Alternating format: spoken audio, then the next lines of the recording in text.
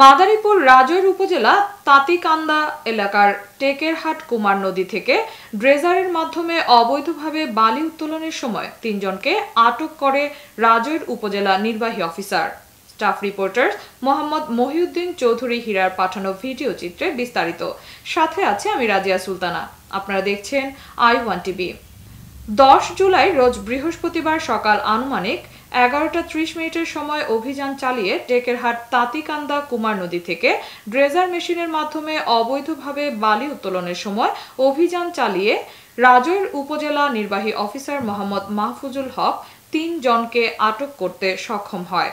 আটককৃত আসামিরা হলেন আবুল কালাম ফকিরের ছেলে মোহাম্মদ বশার ফকির, 21 নাচনাপাড়া আমতলী বরগুনা, শাহ আল শাফির ছেলে মোহাম্মদ শফিউল্লাহ সুমন, 25 চিল ডুমুরিয়া নাজিরপুর পিরোজপুর, সাদেক শেখের ছেলে মোহাম্মদ মুস্তাকিম, 21 দেলবাড়ি নাজিরপুর পিরোজপুরকে অবৈধভাবে টেকেরহাট কুমার নদী থেকে বালি উত্তোলনের সময় আটক করে।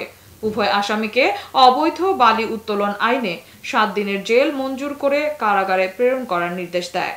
এছাড়াও গতকাল 9 জুলাই ইশিবপুর ইউনিয়নের সোনাপাড়া গ্রাম থেকে অবৈধভাবে বালি উত্তোলনের সময় প্লাস্টিক পাইপ সহ যন্ত্রপাতি নষ্ট করে দেয় রাজৈর উপজেলা নির্বাহী অফিসার। এ সময় প্রশাসনের আগমন টের পেয়ে আসামিগণ পালিয়ে যায়, কেউ গ্রেফতার হয়নি বলে জানা যায়। রাজৈর উপজেলা নির্বাহী অফিসার এর নিকট জানতে চাইলে তিনি বলেন, আসলে আমরা তাঁতিকান্দা অবৈধভাবে বালু উত্তোলন করা হচ্ছে একটা অভিযোগ পেয়ে আসলে আমরা পুলিশ ফোর্সের মাধ্যমে একটা অভিযান চালানো হয় মোবাইল কোর্ট। সেখানে আসলে আমরা এই 3 ব্যক্তিকে আমরা অবৈধভাবে বালু উত্তোলনের সাথে যুক্ত অবস্থায় পেয়েছিলাম আর কি। সেখান থেকে আসলে ওনাদের গ্রেফতার করা হয়েছিল এবং মোবাইল কোর্টের বালু মহল আইন অনুযায়ী তাদেরকে 7 দিনের বিনাশ্রম কারাদণ্ড দেওয়া হয় আর কি। আর এই ধরনের অভিযান আসলে আমরা প্রত্যেকদিনই পরিচালনা করছি যাতে এই ধরনের অবৈধভাবে বালু উত্তোলনটা রাজৈর উপজেলায় বন্ধ করা যায়।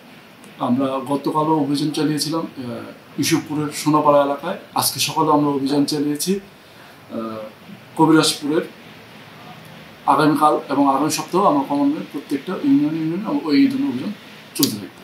এ বিষয়টি রাজৈর থানার অফিসার ইনচার্জ মোহাম্মদ মাসুদ খান i1 টেলিভিশনের সংবাদদাতাকে অবহিত করেন।